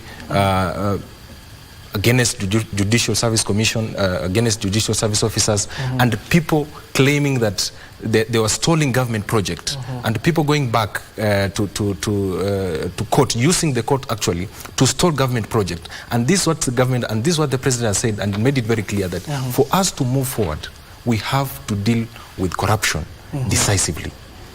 Corruption costs this country more than 250,000 jobs every year. If this is not going to be sorted out, then we are still going back to the same cycle of just lip service. And that's why the president has made it very clear, and has made it clear to the judiciary, to the executive, and also to legislators that let's come up with ways on how we are going to tackle corruption. So that we can be able to move on as a country. Yes. Let me go to Wakili. Given that there is, before we head over to the doctrine of separation of power, we're talking of corruption. This multi-agency approach that the president has forwarded in terms of the legislature, the judiciary, and the executive combating this vice that has, in his words, delayed developments in this country. That's why before we were compared to the Asian tigers, the South Korea back in 1960s before we gained our independence.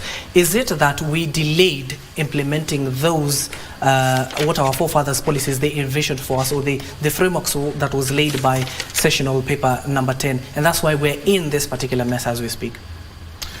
Thank you so much. My take on this whole issue about corruption is that we have never as a country been intentional about weeding out corruption. We talk about corruption when we talk about corruption when it doesn't favor us. When it doesn't favor us, that is when we come out and make a lot of noise about it. We've never been intentional about weeding out corruption. There's a lot of hypocrisy in the fight against corruption. And when corrupt practices favor you, that is when you come out and make a lot of noise about it. Because we have corruption in the judiciary, that is true. We have corruption in in the legislative arm of of government, that is true. We have corruption even at State House. You remember during the former President Uhuru's time, when he stated that we have upwards of 2 billion being lost by taxpayers in corrupt deals, and but was yet to be proved.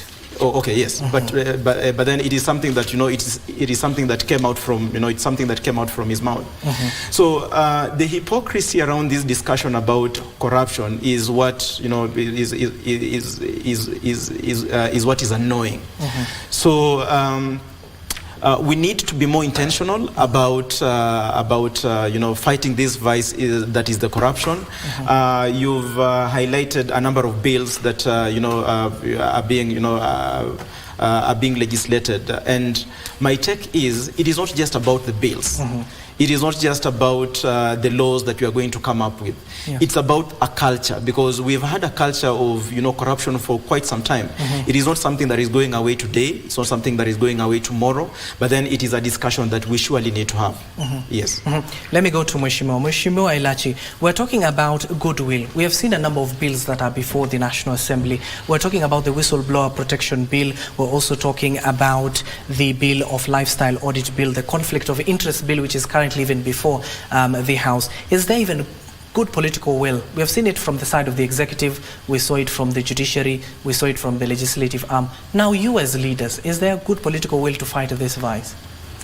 Well, let me not say good political will to fight the vice, but good political will that the bills will pass. Okay. Because I don't think the problems are the bills. I think the problem is a culture we inculcated in ourselves and our values, and we just decided from the word go whether you have the bill or no bill, a Kenyan will never, would rather sell the birth of his country, the right of birth, and just make money. That is Kenya. That is us, starting from me here. And until you look at that face in the mirror and you tell yourself, I want to change the small space I have been given to be a better space, then we will be talking, we will do the bills, we will do the acts, we'll do everything, but we will remain with the same culture that is in with us. Until we ask ourselves, why is it when a Kenyan is in the US, can do everything to build the US and will never think of corruption? In fact, he's the one or she who is standing in that institution and it is thriving to another. Home down here, ask ourselves how we build Rwanda, and today we are going to benchmark in Rwanda. But it is every Kenyan in this country that walked when that country was down and brought it to where it is. It means for us here, we can change, we can build Kenya if we change the culture of greediness, selfness, where we just don't care about your neighbor but yourself, and where we care, if I have $1 billion, I need 10 billion, I don't care how it comes, it has to come. That when you walk into an office, before you sell, you even sell the idea, it can be a good idea, the first thing they ask when the idea is good is what is in it for me. And so a person just the other day, Uganda is closing AGOA, came here, looked, could not get how to enter, has taken everything to Ethiopia, where also there are crises, and left the country he would have done. Why? Because he could not find, because everyone wants what is in it for me. And I'm telling you, if there's something we pray in the mosque, in our churches, is to pray for Kenyan, this mindset that has demonized our country, that is putting our country into a place where even our own children, I think, wonder, because even when I am driving, they wonder, did you just do that, Mom? Yeah, because they are wondering, but they see. And so even if you bring young people, vibrant, in an institution, the time they find the ones who have been there, who sit in a desk and tell you, I have been here for 30 years, trust me, in 6 months, the mindset is gone. And they had goodwill, they had everything. So what should we ask ourselves as a country? Is that before we even think of these laws, deliberately, it must be deliberate. And we must, at one point, see those who had cases, you don't need to take them to jail. They have already the money. I have said, and I want to repeat, I will leave you with your matrimonial house so that you don't sleep outside. I will leave you with your children to go to school. But I will deny you one thing for the next 15 years. Whether you change your name, your director, you go use people, or what. Today is so easy to trace anyone. If our children are using chat, GPT, even us ourselves, what else in the world can you not tell me you can't change? It means we can.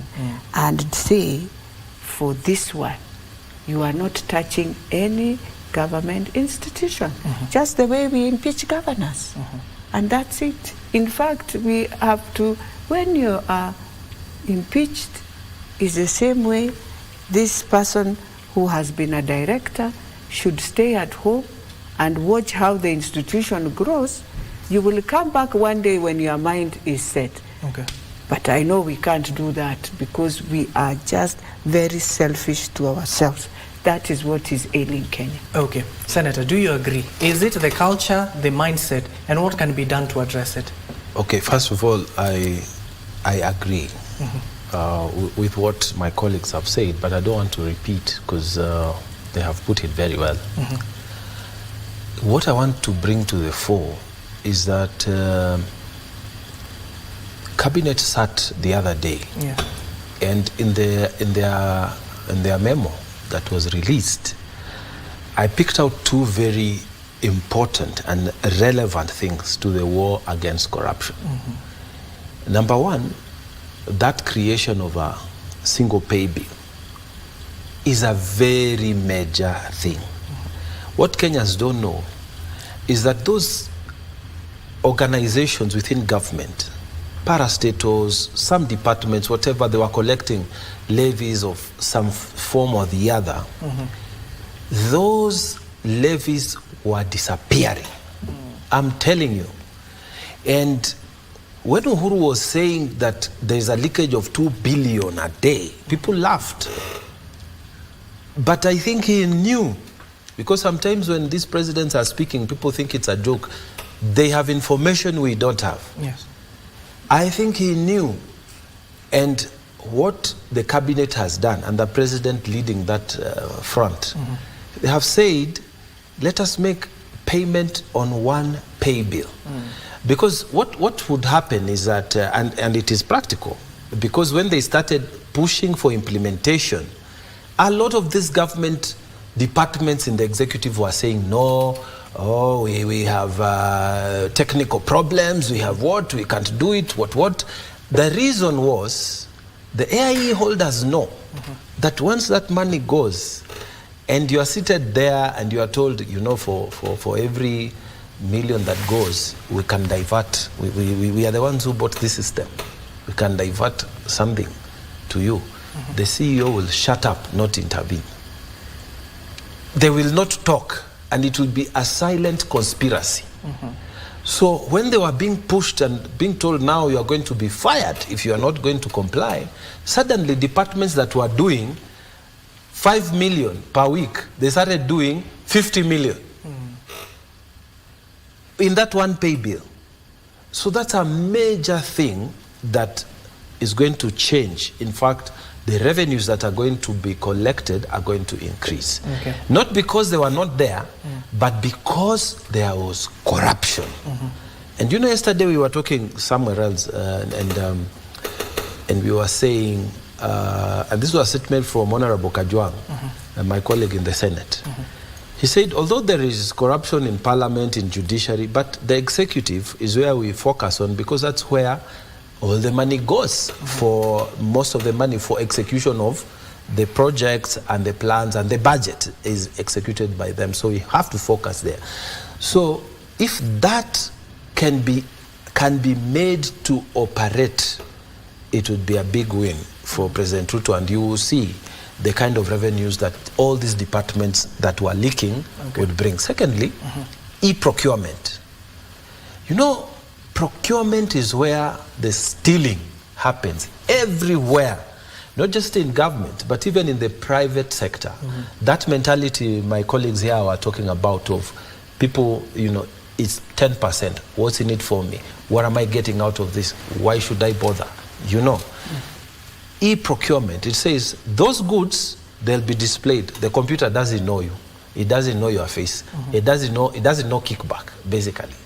So the e-procurement in selecting services, in you know, bringing in shortlisting, in awarding, if we can remove the human interference, if we can make it as little as possible so that it is just e-procurement of goods and services, that is going to be a major plus for William Ruto in this war against corruption. Okay, coming back to Honorable Masaki, in terms of the procurement, not just what the Senator is saying, even independent institutions such as the Ethics and Anti-Corruption Commission clearly stated that is where the problem lies. And to solve it, we need to have internal audit mechanisms. So is it the will of the government to force those institutions to have internal audit mechanisms, or the institutions themselves, given that Mheshimiwa Ilachi is talking about to change the culture and mindset, it requires only one person to decide in terms of the internal audit mechanisms? Will that even at least act as a silver bullet to this vice? I think first I need to agree with what Mheshimiwa is saying. We need to change the culture. I think we have a problem with the culture. And this is actually driving away even the investors, because an investor comes to the country, he wants to do a project or he wants to invest in maybe industrialization, and they're being forced to give small kickbacks for them to be able to do this kind of projects. And these projects are going to give employment opportunities to young people. It's going to support our GDP. So it is something that we need to stop ourselves first. They don't need to be forced. You look at what happened when they changed the pay bill and say that all the government institutions have to adopt it. We had a change even in what we are receiving as a country in terms of the revenues. Go to KWS.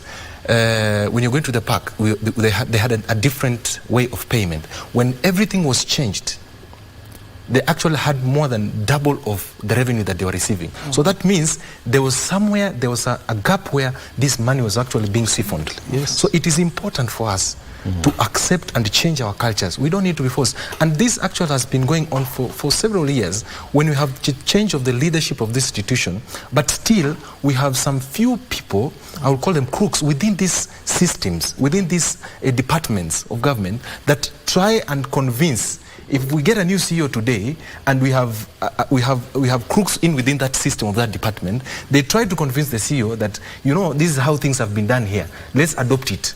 And that's where the problem is. So we need to change that culture, and also change the laws. Look at the countries that have successfully rooted out corruption. What have they done that is different from us? It's about the laws. That if today you are found culpable of corruption, then maybe you lose all your properties, you lose your dignity, you lose everything that matters to you. And some of them even they're even jailed for long life. Some are killed. Look at those countries that have successfully rooted out corruption. So it is important for us as a country to deal with corruption decisively. We have to change our mechanism. That means we change the law, we adopt new cultures, even to our own children, because this thing is even going back even to our own children, that for you to take a kid to school, you have to give them a sweet. And it's a form of corruption. Okay, it's growing. Because the moment the child is going to the university and he'll tell you, I can't go to the university because I don't have a car. You see, it's something that needs to be changed. So I agree with what Hashim is saying, that there's a problem that needs to be actually dealt with, and we have to, it's a come a time that this has to be done by ourselves. If this is not done by ourselves, then when we reached a point when we are at aged and Hashim have left at the stage, it will be too difficult for us to deal with this issue. So it is important we adopt this. Okay. Thank you. Let me head over to Wakili. I'm coming to you. Can I say something about the internal auditors? In just a few. Let's allow the Wakili, because yes, raised a pertinent issue. Do we have problems with our laws, or is it enforcement? And that is exactly what that was to be my entry point. And if you ask me, the answer to that question is not actually the insufficiency of the laws that we have. And it even speaks to the issue of the internal audit that you talked about, and even the external audit that is undertaken by the Auditor General. We've had various reports that have been, prepared by the office, by the Office of the Auditor General, concerning various instances of, corruption and so on and so forth. And even we even had the Control of Budget coming out and calling certain, state departments and even county governments that have misappropriated funds. But then the question that begs is, have these reports been implemented, or have these reports just been, pulled under the carpet and then no one cares about them? So whether we have a very effective internal audit mechanism or system, or whether it is the audit that is being undertaken by the Office of the Auditor General, the question is the goodwill that my colleagues have talked about. Do we have the goodwill to implement that, to implement those reports or the decisions that come from the from the auditors, whether internally or externally? You would find reports where an officer has been implicated, but because this officer is known to Mr. So and so in government or in the executive or at the legislature, that report is never that report is never implemented. This officer is never followed up. But then we will have a situation whereby this officer is not well connected, or they do not have the Mr. So and so, these godfathers, and you would see the office of the EACC. They will come for them, and in a record 1 week, in a record 1 month, the case has already been investigated, and the officer has been forwarded for prosecution. So, like my colleagues have said, it is an issue of the goodwill. It is an issue of whether do we really mean to fight this vice that is this vice that is corruption, and it starts from the very top. If there is no goodwill from the very top, then we can't fight the vice that is the vice that is corruption. Of course, it is now the common language about the big fish and the small fish. So you would find that someone who's been implicated in stealing 200,000 shillings or 2,000 shillings or 200 bob, their investigation is followed up very closely, and and then they're taken to court, and they're charged, and judgment comes out, and they're found guilty. But then we have even the case of Arera and Kimwaror. You saw how you saw the way it was bungled, and even Katiba Institute have gone to court to now prosecute the prosecutors who are in charge of that case, because even the judge noted the frustration that that they faced in adjudicating over that matter. So the long and short of everything is the goodwill that is there in ourselves as a country to fight this vice that is corruption. Okay. Mheshimiwa, I'm coming to you. Let me allow the Senator to respond on the internal audit mechanisms, and also given that you watch on the counties itself. This has been what the Ethics and Anti-Corruption Commission clearly have a bone to pick with, especially with counties, in terms of the implementation of the budget, and on the other side in terms of allocations itself, given that we hear on a number of occasions they ask for more money. As a senator, have especially Tana River County and other counties in general put enough internal audit mechanisms to ensure that we weed out this vice from the devolved units? Well, actually, I wanted to bring my previous experience, and I'll come to your question, but a quick one on my previous experience as a chair of a very big corporation. I discovered internal auditors are an endangered species, persons who are not liked by anybody. I discovered the CEOs actually dislike them heavily because the internal auditors, they become intimidated by CEOs, especially if the CEO is powerful. And so we tried to create a system where we could get those reports to the board, not through the CEO, because the CEO, internal auditor basically is reporting the malpractices of the organization. So when you take it to the CEO, and Amwangalia, it's like you are a bad one, you are telling on us. So they are very an endangered species. And in fact, in that organization, we had also integrity officers. Now, this person was so afraid that he would not even want to meet me, and I'm chairman. He doesn't want to be seen coming to see the chairman. So he would ask for a private meeting because he had critical information to give us, to give the chair of the board. And it was so difficult for these people to work. So, and I've not had an organization fight for internal auditors or integrity officers, as in some organizations are also named. I think that is an angle, because they are not able to, individually, when they are isolated by the CEOs, they are not able to be very effective. The only strong office of internal audit is the government one, because the government one goes into all these, including the counties. They go into them and they ask the difficult questions. How the money has been used, how can you show us this this document? Okay, you traveled, where's the document? Or you did the supply, you paid, where what is the supporting document for these transactions? How do you support your travel? You said you stayed for 14 days. How come we have only documents for 3 days? So you should be surcharged. So the only office that really is trying is the internal auditor, is the auditor general. They have been trying to do a good job, and I think for me, I think we need to really strengthen if our government and this administration is serious about fighting corruption, we need to strengthen, because they always have a problem of shortage of staff. Imagine the audit office that is in charge of Tana River, Garissa, Lamu. It is very few people are there.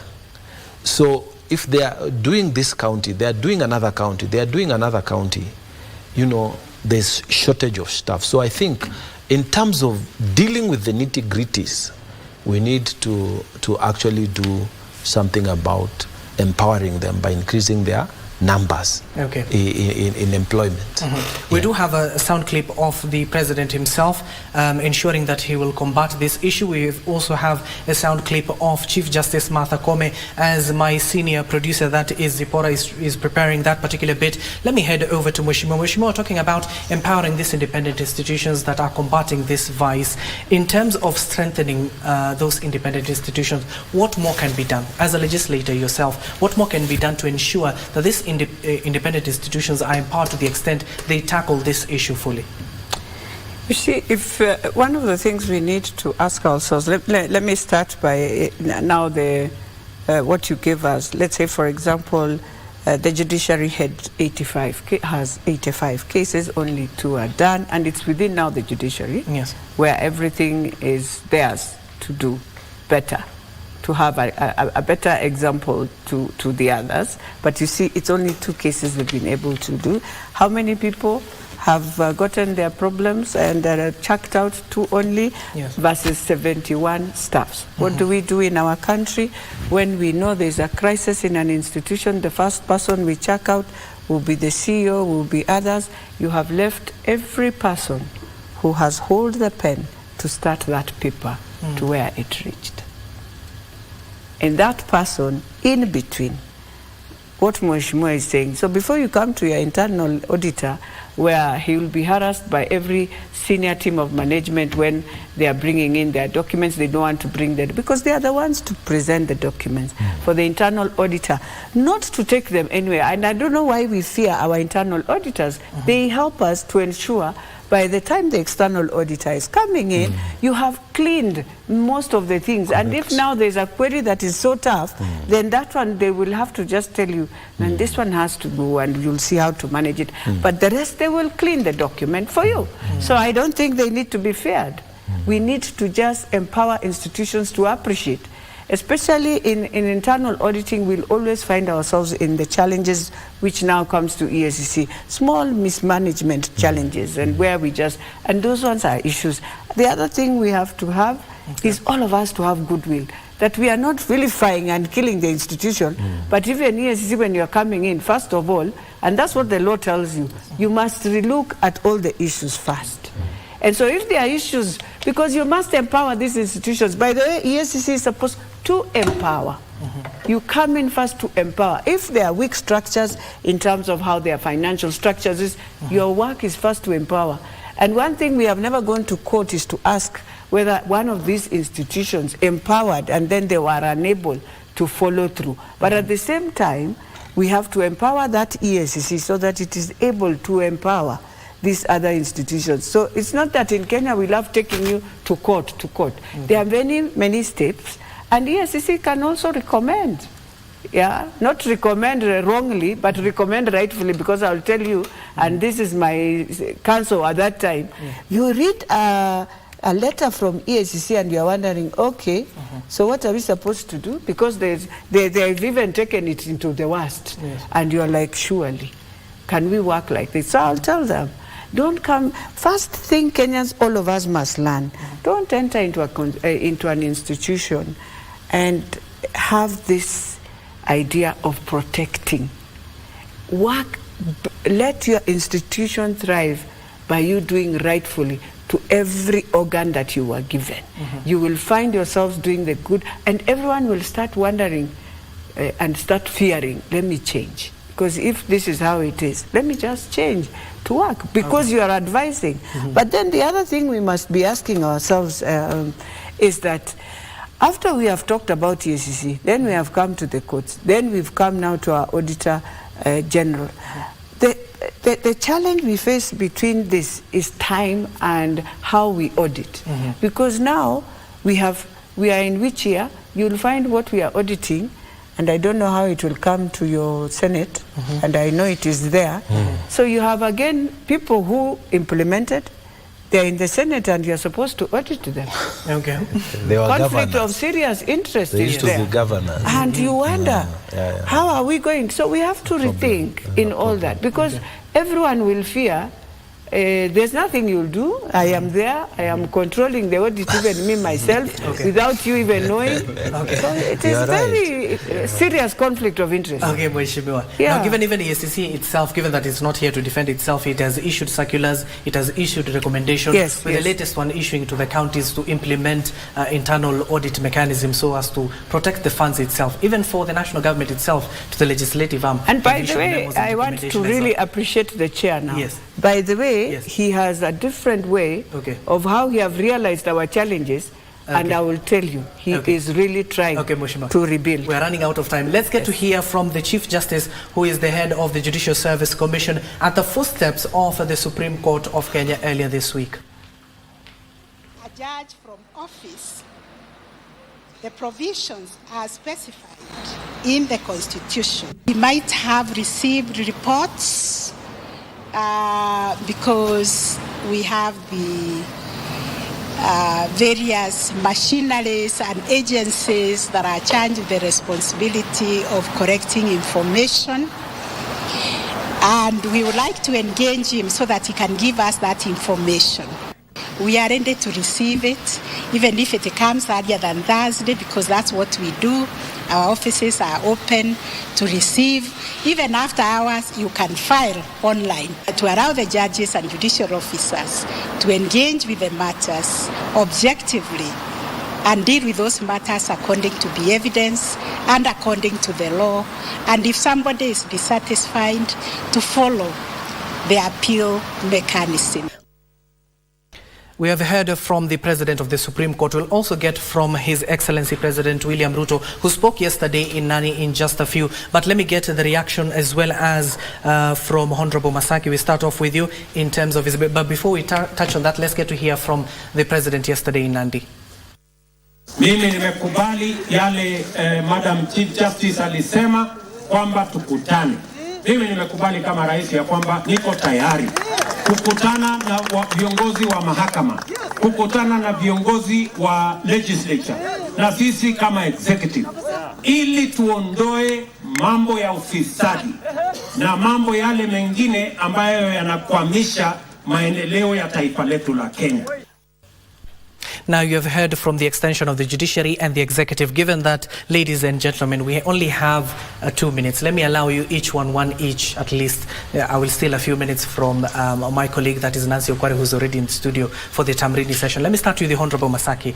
Dialogue, is it the way? I think it's the way in terms of this bringing up together, because there's been a rift between the executive and the judiciary. But one thing that is clear, the president is very firm and has made it very clear that he's going to root out corruption. Regardless of the institution, is going to deal with corruption. And I'll give an example, just in a quick one. If you go to Saudi Arabia, the king of Saudi Arabia jailed the nephew and one of the princes.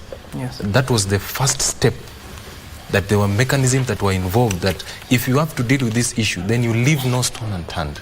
Because the problem that we have is, like, there are other people who are being left out, then it becomes a trend that people are being left out, then it continue to crops into other institutions. So the first thing that the president has given the goodwill in dealing with corruption. This is a first step, and we appreciate that, and we are going to support the president in making sure that we deal with this issue once and for all. Thank you. Wakili, 1 minute, please. We need not lock out persons who have given an invitation for dialogue, irrespective of whatever subject it is that they are going to discuss. That would be my take. But then, if it is on the issue of corruption, and especially within the judiciary, my take is Article 171(1) of the Constitution of Kenya that provides for the Judicial Service Commission. In that particular article, the president has 3 persons sitting. In fact, they may even be 4 if we are to add, the Attorney General and the 2 appointees of, of the president, and then we have the representative of the Public Service Commission. Those are 4 people that are representing the the interest of the president at the judicial at the Judicial Service Commission. If it is an issue that if it is an issue of corruption within the judiciary, whose employee is the Judicial Service Commission, these are the people who are supposed to be carrying the president's aspirations. So I do not really know what kind of discussions the president is going to have with specifically the Chief Justice or whoever it is that will be not the just the Chief Justice, he clearly stated even the legislative arm. Yes. But the president extended it to the Judicial Service Commission. Exactly. It doesn't mean the Chief Justice alone, but the whole commission itself. Exactly my point, and that is why I'm saying I don't know the width and the breadth of their discussion insofar as the issue of rooting out corruption is concerned. But then an invitation to the table for discussion of a particular issue should not be frowned upon. Okay. Yes. Well, I think first of all, a month of January is a very interesting month in every year. And it sets, and if you are not able, if you don't focus and ask yourself, some of us, we normally say, ask God to guide you through, and you'll give you your trajectory, how it will be. That was a very unhealthy war that was starting in our country. Very unhealthy. And it was going to take us to not a good place. And so I'm happy. Let them meet. As he says, we meet, but and even the president, I can hear his words, talk about corruption, it will be good. But as I said, and as I want to close, is that Kenya, the year 2024, remember, all our neighbors are on us like this. We go back what we read those days of realism and remind ourselves it is time to rebuild ourselves, but also to protect and to be clean to our country, because we don't have where to run to. We have blocked the neighbors. Okay, thank you. Mheshimiwa, quickly one. Those who argue that JSC is the only place we should take our complaints to about judges, I think they are also failing to see that in Parliament we have Parliamentary Service Commission. But it does not stop us from discussing misconduct within Parliament. We have the Public Service Commission. We don't stop because we discuss PSS, we discuss cabinet people. Why not discuss the judiciary? Judiciary is the only body that is in the three, amongst the three, that is unelected, and it is so powerful. You get? And it is not brought into question after every 5 years like we do. So when the president stands out and say, let us have a conversation about what are you people doing? You get your power from the people. I'm implementing programs of the people, and you stop them. And yet conservatory orders require you to put public interest at the helm. So let us have a conversation. Some people started saying, no, let us demonstrate, let us do what, politicizing the whole thing. I really like the way Chief Justice has approached this thing, that she said firmly, we will not accept, within us, bad apples. But if there are issues, let us discuss and let us finish them. I think that's the way to go.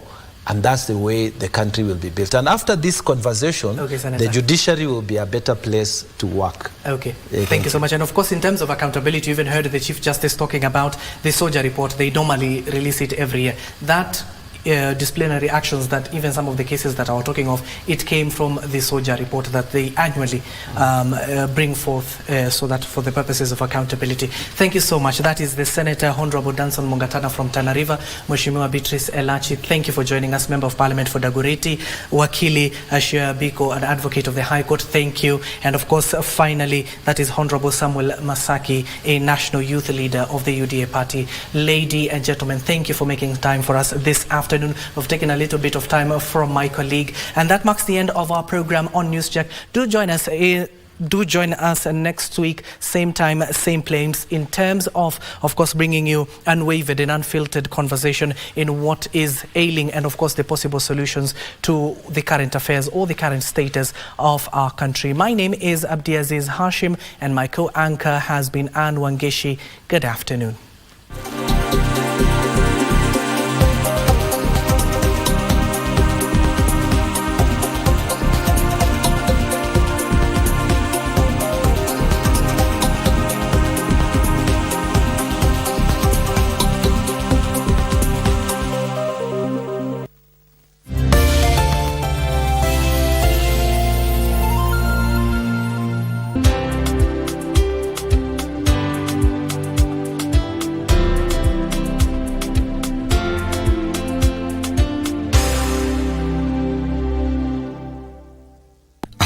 access KBC Online services via eCitizen. Step 1. On your web browser, search kbc.ecitizen.go.ke. Step 2. Log in using your eCitizen account or create a new eCitizen account and log in. Step 3. Enter your OTP, which will be sent to you via SMS or email. Step 4. Select Matangazo service. Step 5. Read the service instructions. Step 6. Enter your general details. Step 7. Enter your service details and click complete. Step 8. Submit your application and await feedback from eCitizen. Step 9. Click on pay and your payment will be made automatically via M-Pesa and your service will be delivered. Step 10. You will then receive an invoice to confirm your payment. For any assistance, reach us on email ecitizen@kbc.co.ke. Telephone number +254 20 22 41 896.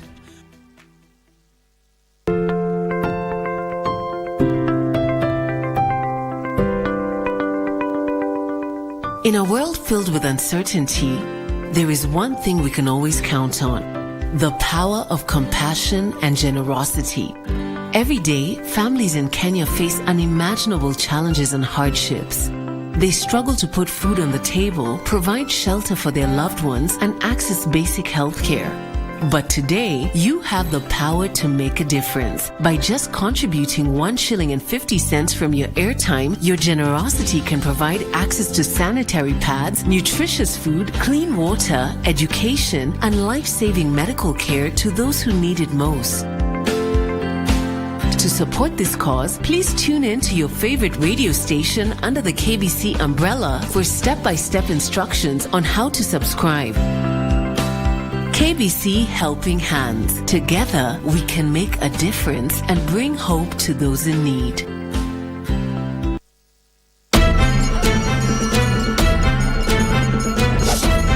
Get ready for the captivating return of the FKF Premier League, exclusively on KBC. Brace yourself for the thrill of football as 18 teams battle it out for glory. Every week, KBC brings you not one, but 2 heart-pounding matches, delivering the best football action right to your living room. The stakes are higher than ever. The league champion takes home a handsome prize of 5 million shillings and also earns the honor of representing Kenya in the prestigious CAF Champions League. Feel the